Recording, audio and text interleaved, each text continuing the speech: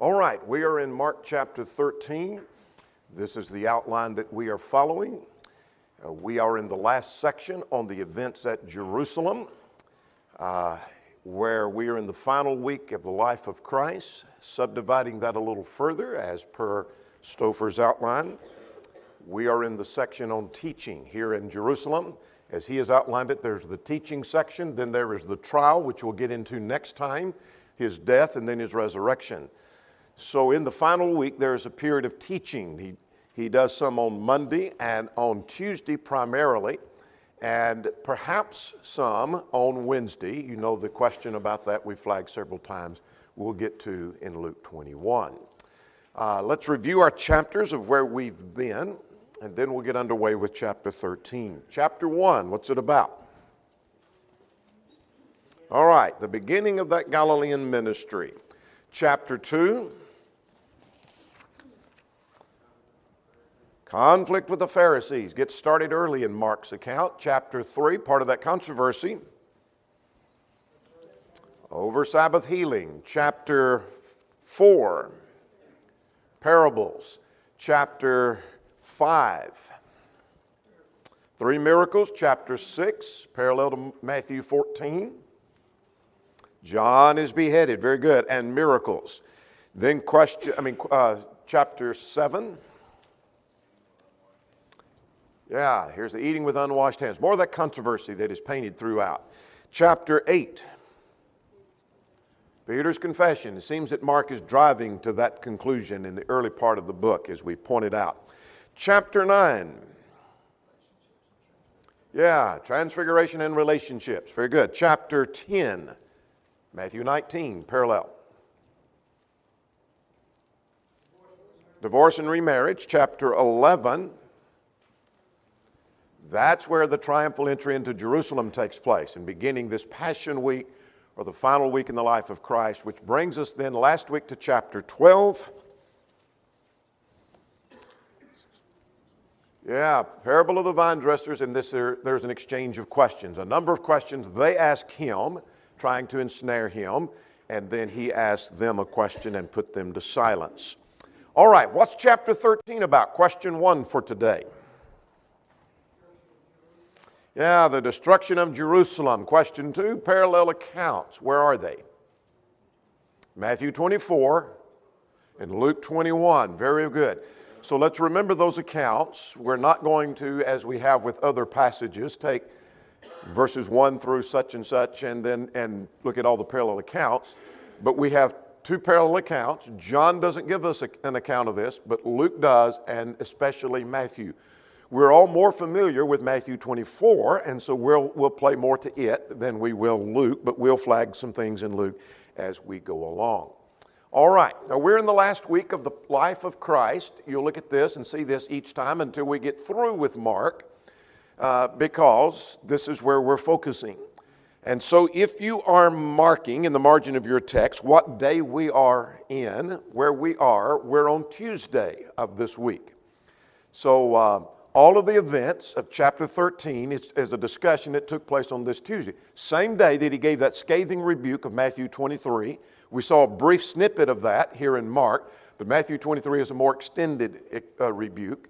All of that takes place right here on Tuesday. The trial picks up on Thursday, and that's where we're going to jump to. Perhaps Luke suggests there was more teaching on Wednesday, and we assume maybe there was. But we'll get to that in Luke and try to settle that question in Luke. All right, any questions about where we are in the text, where we are in the week? Still on Tuesday. In fact, the whole chapter is devoted to that. All right, let's get underway. Matthew chapter 13, or Mark chapter 13. This obviously, the whole chapter is devoted, we call it the destruction of Jerusalem, though there's more to the chapter than the destruction of Jerusalem. In fact, there are 2 issues, 2 questions that we'll get to here in just a second. Much similar to Matthew 24, Jesus makes an announcement that prompts some questions, plural, and then Jesus gives answers to those plural questions, meaning 2 different answers. Make sense? Same thing we saw in Matthew chapter 24. So we're going to look at this announcement first, verses 1 and 2, and we're going to then look at the questions, look at the parallel, and in Matthew 24, and then we're going to look at the answers, spend most of our time with the answers.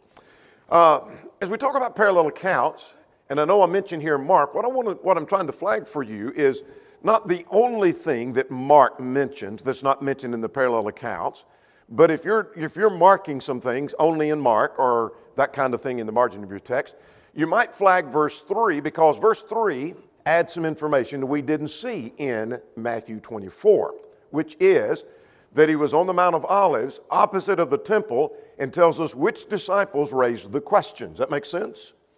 Matthew didn't tell us that. Mark is informing us of that. And so it was Peter, James, and Andrew asked him privately.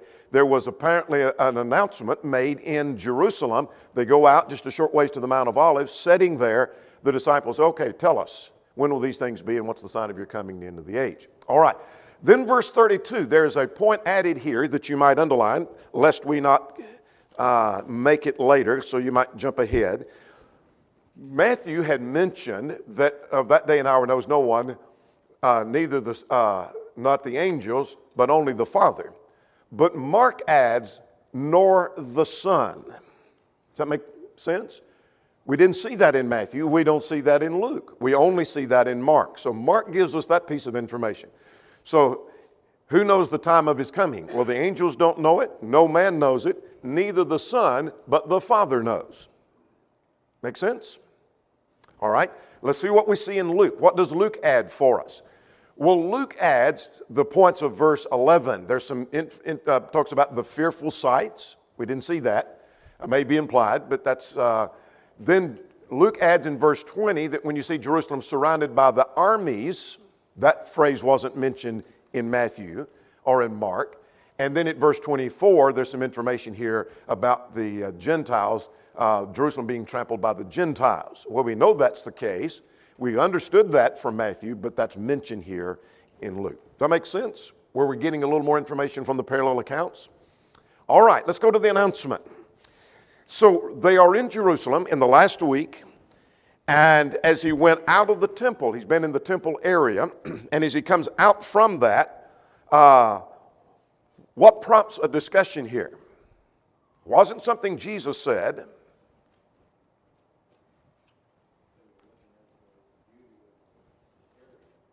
Yeah, they're looking at the beauty of the temple compound area, the temple itself, and you see what manner of stones these buildings are. In other words, this is an impressive sight, to look at the buildings, to look at the stones, to look at the temple.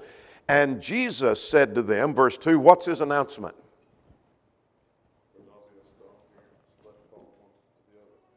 Wow, that's an amazing statement, isn't it? I mean, they're impressed with the buildings. Jesus makes an announcement, there's not one of these stones going to be left on top of the other. In other words, there's going to be utter destruction right here, including this temple, including this city. There's not going to be one stone left on top of one another right here in this city. That's not what they were expecting. That's not what they understood. That's like if you went to Washington, D.C., and you're looking and you're impressed with the White House and the Capitol building, and somebody that you recognize to be a prophet, and you really knew them to be a true prophet, that this is all about to be leveled. Would it raise an eyebrow? Would it raise any questions? Like, my first question would be, when? And that's what they ask. Make sense? That's the announcement, the utter destruction of Jerusalem. Now let's talk about the question, or questions, plural. And this is found in verses 3 and 4. What did they ask? Yeah, when will these be, and what will be the sign when all these things will be fulfilled? Well, that would be the question I would ask. You say it's going to be utter destruction. When is it all going to take place? Now, let's add some information that we have to have for the chapter to make sense. Matthew 24 tells us, if we only had Mark, and that's all we had, we didn't have Luke, we didn't have Matthew, we would get the impression the question was, when will the destruction of Jerusalem take place? Because that's what they ask at verse 3 and 4. I don't see anything about the end of time in Mark 13, do you? I'm talking about at verse 3 and 4. I don't see a thing there. Now follow me carefully. I think in the mind of the disciples, the destruction of Jerusalem equals the end of the world or the end of the age. That Jesus must be talking about the same thing. When the end of time comes, that's when all this... So when will this take place? I'm not really concerned whether they were confused over that. I am concerned about the clarity with which Jesus speaks. Does that make sense? You say, well, they thought it was the same thing. You're right about that. But Jesus didn't think they were the same thing. And he draws the distinction. So let's flag Matthew 24, verse 3. There were two questions that were asked. He sat on the Mount of Olives. The disciples, now Luke tells us who they were, or the other accounts tell us who they were, came to him privately and they said, tell us, when will these things be? And what he just announced was the destruction of Jerusalem.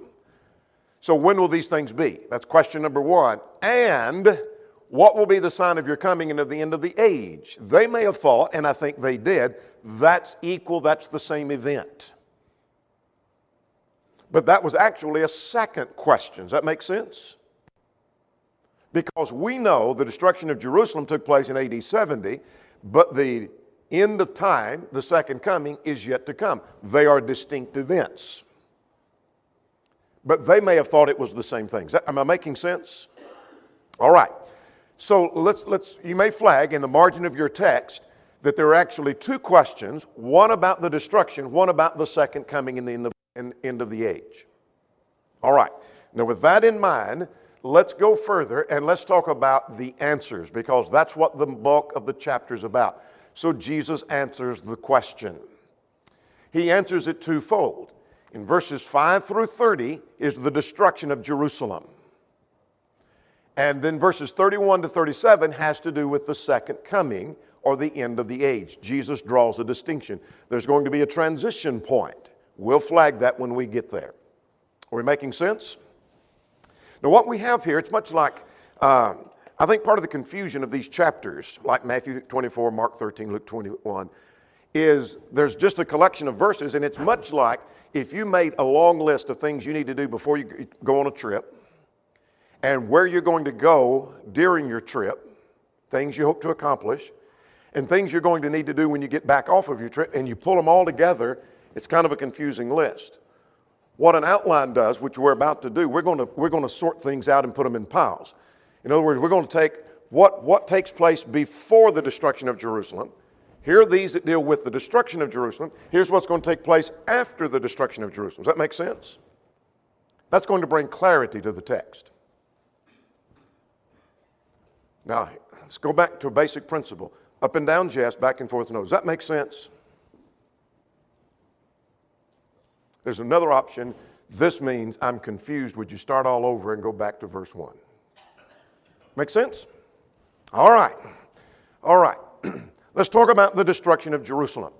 Now, under that section of the destruction of Jerusalem, there are things that take place before the tribulation. There's the tribulation, after the tribulation, and then the specific question of when will this happen. Now, when we start separating all that out, the chapter becomes clear to me, and hopefully it will to you as well. So let's focus on before the tribulation. Now let's get ahead of ourselves. Let's fast forward what he refers to, and let's get ahead and jump over to verse 13? The abomination of desolation, where he talks about this tribulation. He's talking about the destruction of Jerusalem and refers to Daniel 9. And we'll get that passage to the specific verses in a moment. So before all of that takes place, verses 5 to 13.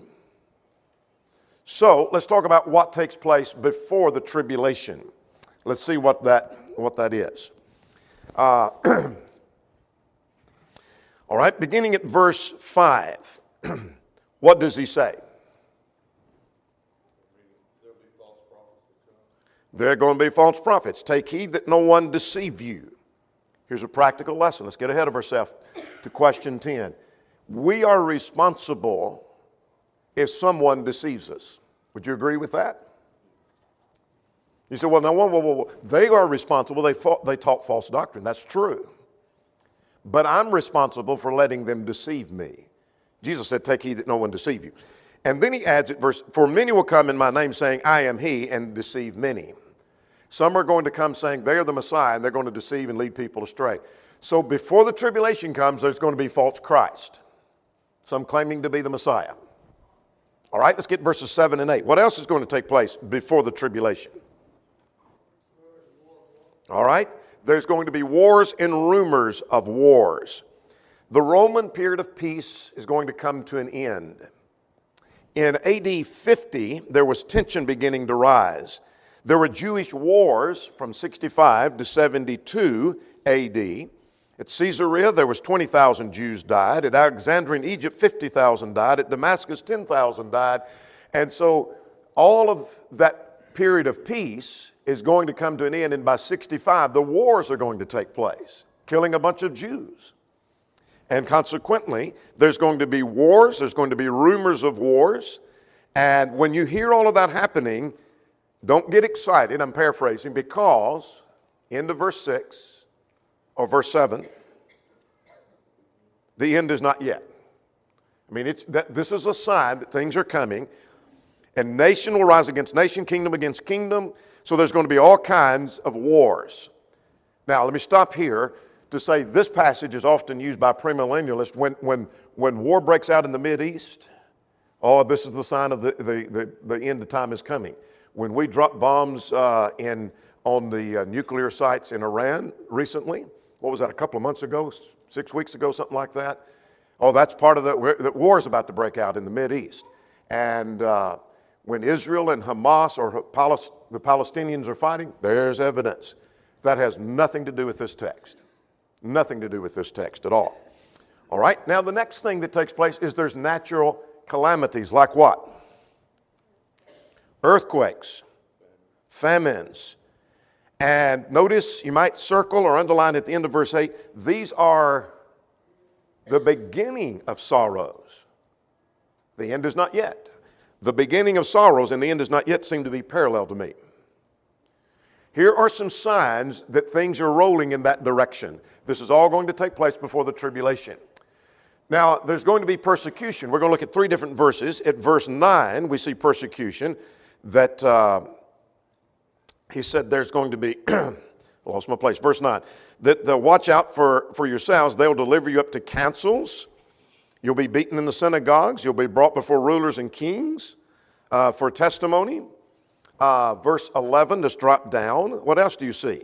They're going to, you're going to be delivered. You're going to be arrested. And don't worry about what you speak, because the Holy Spirit's going to tell you what to say when you're under pressure. And that was to the apostles, not to all men. And then verse 13 is going to describe this persecution also, that you'll be hated for my name's sake, and the one that endures to the end. So there's going to be persecution. Now, let's pause for a moment. 2 things we learn about persecution here. That the apostles would be inspired. They would be told how to answer and how to respond. Luke 21, 14 and 15 gives a little shade of deeper meaning there, perhaps. Matthew 10, not parallel account, but parallel in principle, verses 19 and 20. But here's a practical thing to answer to question 10. Verse 9 is telling me that when we're under pressure, we're liable to stumble. And that's the warning to the apostles. You may stumble. You're going to be under pressure in the midst of this preceding the tribulation. All right, let's go to verse 10. What else is going to take place before the destruction? The gospel is going to go to all nations, meaning it's going to go to the Gentiles. So as the gospel goes forth, it first goes to the Jews, so the gospel is going to go to the Gentiles. So you know the destruction of Jerusalem is not just yet when it's only gone to the Gentiles. Only to the Jews. By the time it goes to Cornelius, now that's one of the signs that things are moving closer to the destruction of Jerusalem. The gospel did go to every creature under heaven, Colossians 1:23. And then verse 12 says something else is going to take place.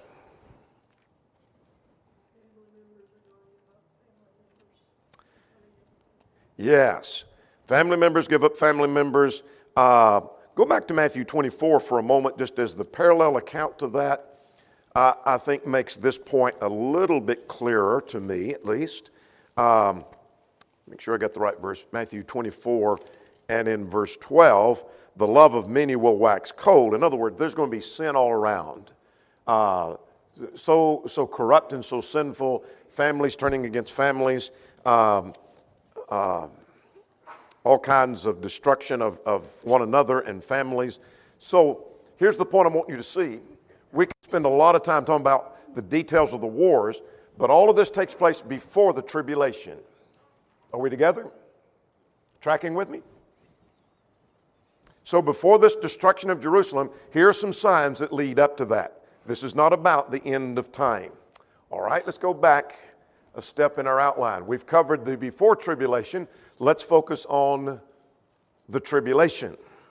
All right, so let's go to, I thought I had a question on this.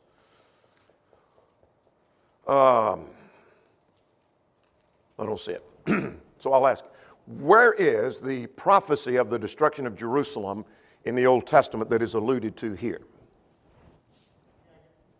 Daniel chapter 9, verses 23 to 27. A difficult text. But what is not difficult about the text, all understand, when we talk about Daniel's 70 weeks, is what's difficult at times. What's not difficult is all understood. It pointed to an ultimate destruction of Jerusalem. So if you don't have marginal notes, flag Daniel 9 is this abomination of desolation. The destruction of Jerusalem was prophesied in Daniel 9. So when the time finally comes, after all these signs are pointing, you're leading up to the destruction of Jerusalem, here is the destruction of Jerusalem, the tribulation. So let's see what happens. First, there's going to be the Roman army in the temple. So get the picture. When you see the abomination that was spoken of by Daniel, standing where it ought not. Well, this is Gentiles are going to enter into the temple. They didn't have a right to be in the temple. Not according to the law of Moses. They had no right to be there. Then let them understand and let those in Judea flee. So we'll come back to the fleeing. So they're going to see the Roman army, the Gentiles entering into the temple. That's part of this bomb. That's the fulfillment of Daniel 9. So if you don't have an answer to question 10, here's you another practical thing. Prophecy being fulfilled gives us evidence, finish the sentence, that the word is true. Daniel was speaking by inspiration. Fulfilled prophecy is always evidence that the prophet was inspired of God. All right, next, verses 14b through 18. What's he say for them to do?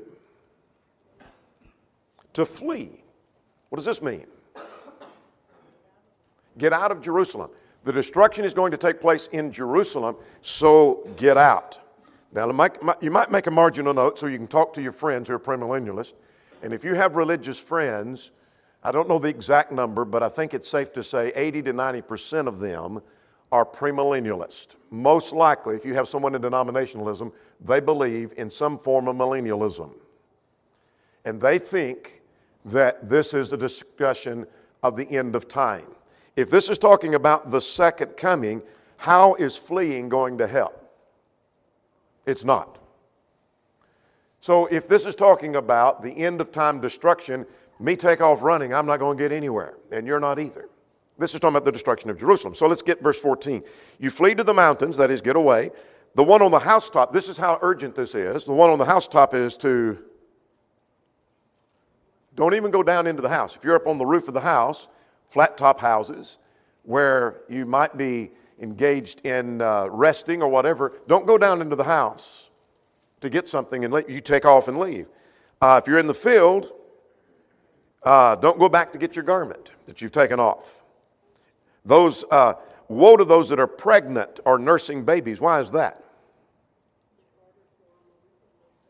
It'd be harder for them to flee.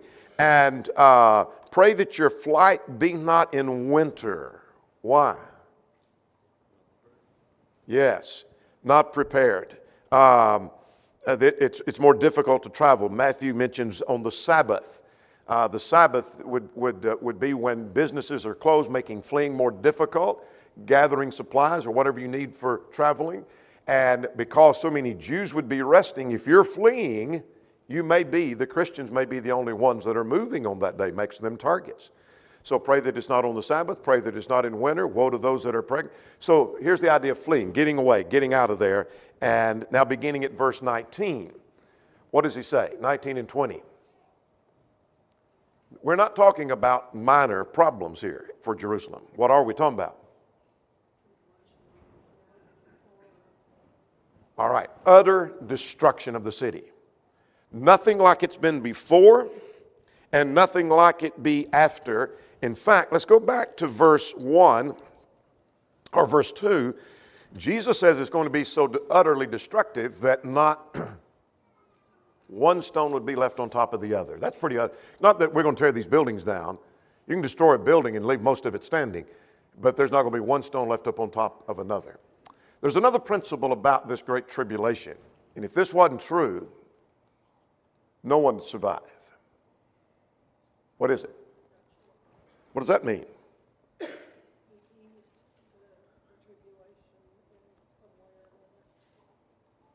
Yeah, it didn't last forever. It doesn't go on for a long period of time. And so it's shortened in the sense that the time period, that it doesn't last forever. And there's a reason for that given in the text. What is it? For the elect's sake. That's God's people, whom he has chosen. He shortened the days. His mercy for those that live righteous, his interest is in destroying and utterly destroying Judaism.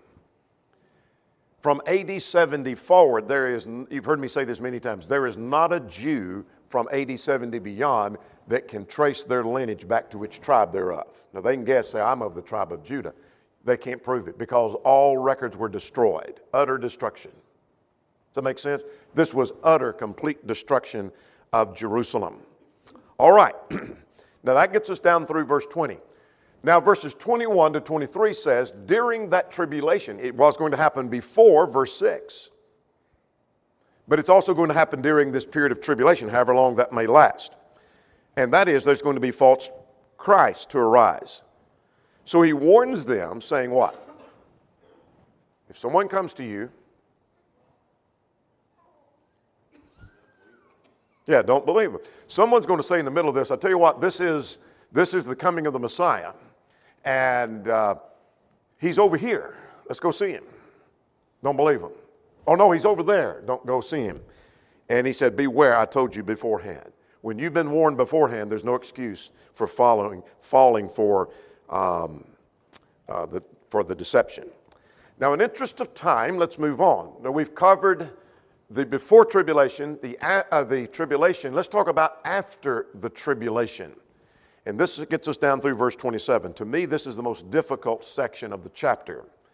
And so let's see what we can do with after the tribulation. It's part B, verses 26 and 27, that's more difficult, not in understanding, but which direction does this point? And we'll get to that here in a second. You might flag at verse 24 the word after. In those days after the tribulation. Matthew's account adds at verse 29, I think it is, this is immediately after, for what that may be worth to you. And it is worth something if you'll flag that. He talks about that the sun will be darkened, the moon will not give its light, and the stars of heaven will fall, and the powers of heaven will be shaken. What on earth is that about?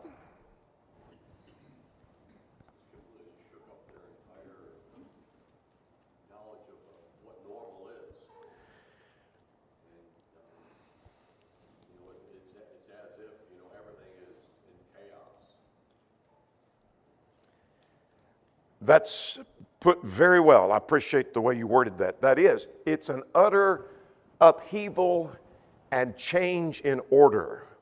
So much so, it is not literally the sun will not shine, and you say, well, that's what it says. Well, this is deeply rooted in Old Testament language. So let me flag some passages for you. And you might want to write these in the margin of your text. You did in Matthew, perhaps. Let's do that here. Isaiah 13 talks about the fall of Babylon. And Babylon was described as the sun will be darkened as it go forth and the moon will not shine, etc. And I'm not going to take time to develop all that, but the point is, Babylon was such a major empire that when it falls, it's like the sun doesn't shine and the moon doesn't shine and the stars have fallen out of heaven. All right, let me give you another passage. The same thing was said concerning Egypt, Ezekiel 32, verses 7 through 9. Similar language is used in Acts 2 and in verse 20. I'll give those passages again in case you missed those. It describes a change in order, a downfall of the nations. I'm going to illustrate that here in a second. But Ezekiel 32, 7 to 9, Isaiah 13, 10, and Acts 2 and in verse 20. All right, now let's picture this. Let's suppose you get up in the morning, turn your TV on, and there has been another nation, China, for example, let's say, has overpowered and taken our nation. There is no Washington, D.C. anymore. It's been utterly destroyed. None of our officials are living anymore. None of them. We have no one in charge. It's China that's in charge. And they have stationed military all across the nation controlling our country. And when you turn the news on and you get that, would you kind of be shaken a little bit? It's kind of like the sun quit shining. Kind of like the moon fell from the skies or the stars have all fallen. I mean, this is an utter shakeup of everything you know. And that's the way it was in the destruction of Jerusalem. It's an utter upheaval, as we see in Isaiah. Now let's... In your example, that's our government. But in the Jewish example, it was their government and their religion. Right. Everything about their entire life. True. Now let's go to verses 26 and 27. This is what's difficult for me is, and I've kind of gone back and forth, and I think the second idea that I'm going to present to you makes sense. It talks about the Son of Man coming in the clouds with great power and glory, and he'll gather the elect from the four corners of the earth. And let's take those verses and you lift them out away from Mark 13, and if you just read those, you say, well, that's talking about the second coming. And it may be. Some have suggested, and I've given consideration to that this may be saying, in contrast to what we've just been talking about, that the sign of the second coming will be the second coming. There is no sign. That may be what the emphasis is. Stouffer presents this view, and I think it's worthy, and I lean more in that direction in this text. Though I've kind of leaned in the other direction at times. But nonetheless, that the context is still dealing with the destruction of Jerusalem. We haven't made the transition, which we're about to, and we've got to do that, or we're not going to do justice to the text. That this terminology was used in Isaiah 19 in verse 1 to talk about the change again in order. And the idea here is that God's using sends his angels. These are messengers. So even the Roman army is a messenger of God to bring destruction upon Jerusalem. And the idea of gathering up his people is rescuing them from the powers and the influence of Judaism. And that this is the coming of the Son of Man in judgment. Because we're still talking about the destruction of Jerusalem. Well, that makes sense, because notice the next verse. He doesn't seem to change gears at all. Now, learn this parable of the fig tree. And so what's the point of the parable of the fig tree? Well, the parable of the fig tree we'll get to in just a second, that you know from the signs that you see that things are about to take place. All right, now that's about the best I can do at this moment with 26 and 27. Let's talk about when all of this will happen. And this takes us 28 to 30. Now, verses 29 and 30, before I get to that slide right there, notice he said at verse 28, he gave this parable, but get verse 29. When you might circle. Also, when you see these things. So who's going to see these things just mentioned? Those that were listening, those that were then living, you know the door is near. Does that make sense? So it's going to take place, verse 30, in their lifetime. Notice he said, at verse 30, I say to you, this generation will by no means pass till all these things take place. So what we've been talking about, when's it going to take place? In your lifetime, before this generation dies. Doesn't mean somebody wouldn't die. It just means in the lifetime of this generation. There's going to be people now living, still alive when this takes place. So none of that are we waiting on. Now we need to flag this, and if we don't, we've missed it. Here's the key to the chapter. Here is the transition point. This generation will see these things take place. Assuredly, I say that this generation will by no means pass till all these things take place. All that he's been talking about would take place in that generation. Now here's the transition point.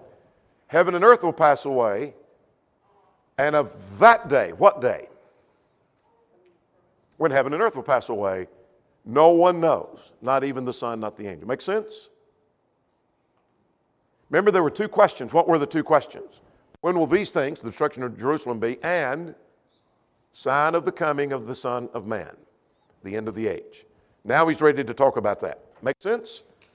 So if we don't have this transition point, we do injustice to the chapter. Make sure you got that transition point. Now we're ready for the destruction, the second coming. So we've got time to, in a couple of minutes, to finish this up. So what do we learn from verse 32 about the second coming and the end of the age? No one knows. There are no signs coming. So when someone says, I think this is a sign the end of time is about to come, there are no signs. If the Son doesn't even know, what makes you think you know when you start seeing a war or a changing climate or whatever it is that makes you think, I'm seeing some indication that the end of time is about to come? We have no clue that it's coming. There is no sign. Make sense? No one knows. No angel knows. So if an angel came down and said, I know. If you could talk directly to Jesus, he's going to tell you, I don't know. The Father knows. Now then, let's get 33 to 37. What do we learn from 33 to 37? Yeah, look at verse 33. Take heed, watch and pray, for you don't know when the time is. That's probably the most practical application of the whole study. The destruction of Jerusalem is over. I'm not waiting on that. I didn't live through that. That's history. I'm concerned about the second coming, and I don't know when it's going to come. So what am I going to do about it? I'm going to two things. Verse 33, watch and pray. Why? Because I don't know when. Now he gives an illustration. What is his illustration? 34.